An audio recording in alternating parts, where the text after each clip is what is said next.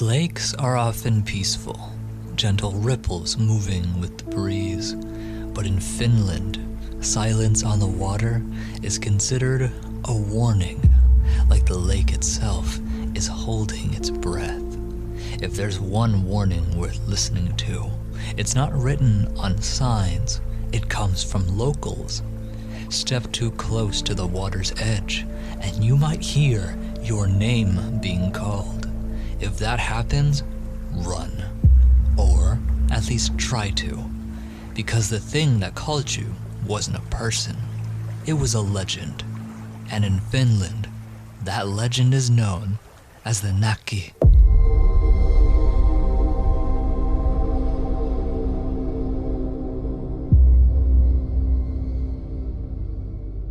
For centuries in Finland, water has never been treated as harmless.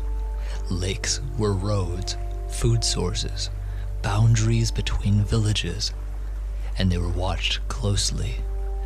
Families passed down rules to their children, rules about which lakes were safe and which were not. The name tied to those warnings was Näkki. And even now, with modern Finland and mapped shorelines, there are still lakes locals don't swim in. Not because they believe in spirits, but because the stories were never wrong.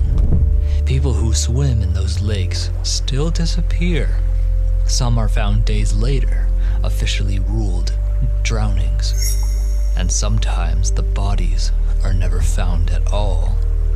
It's those gaps in the water that leave room for something more, for the possibility of the Nakki.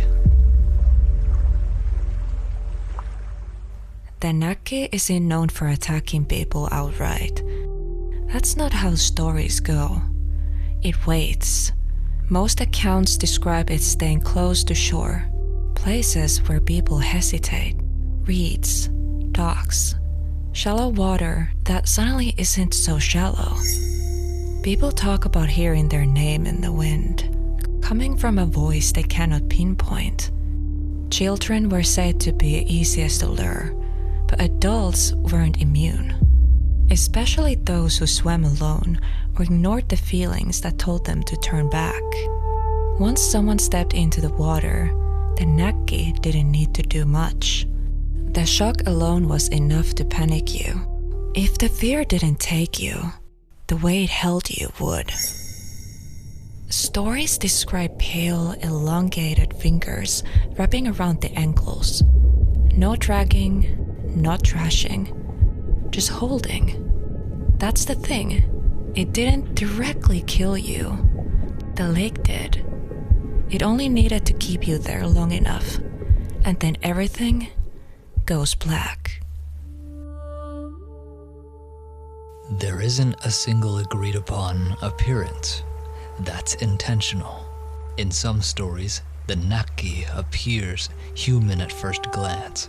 A figure standing near the water, a man with pale skin and dark, wet hair, or a stunning female with pale features and eyes that can pierce your soul. Only when you look closer do things feel off. The eyes don't blink, the reflection doesn't line up, the feet never quite touch the ground beneath the water. Other accounts describe it as something older and less defined, a shape just below the surface, and sometimes there's nothing to see at all. Just the voice. That uncertainty is part of the legend. If the Näkki always looked the same, people would have learned to recognize it. The legend didn't come from fear of monsters. It came from fear of water. Finland is filled with lakes, thousands of them, cold, deep, and often deceptive. The Näkki became a way to explain why certain lakes took people and others didn't, when to trust your instincts, why silence on the water mattered. Over time, the legend stuck. People listened. Kids stayed away.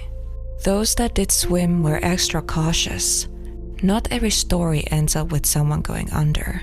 Some people make it back. These accounts sound the same even across different regions. Someone swims alone. They ignore the gut feeling telling them to stay out. The water suddenly turns cold around their legs. Not gradually, all at once. Some talk about hands brushing their ankles. Others say something tightened briefly around their feet. Misidentification is common. Fish, reeds, but those who experience it insist on one thing. Whatever touched them was deliberate. And they never went back.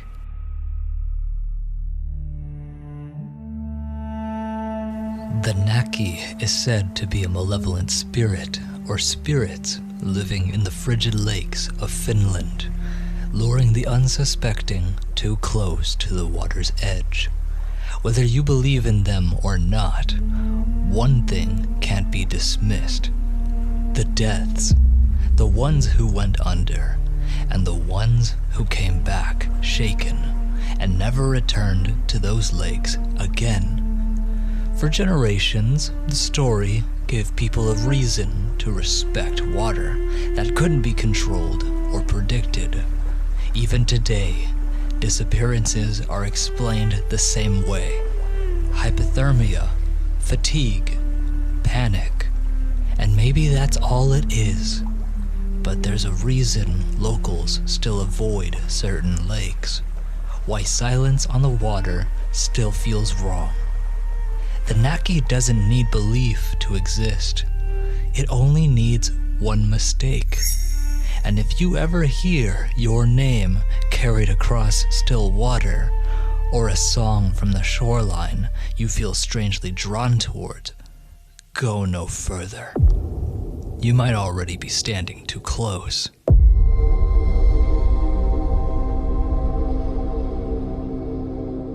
Thank you all for listening. I hope you enjoyed this story. If you enjoyed this style of video and want me to cover more urban legends like this one, leave them down in the comments below.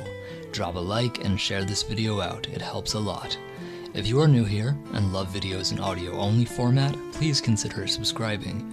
If you want to support the channel even more, consider becoming a member of the channel. See you all in the next one.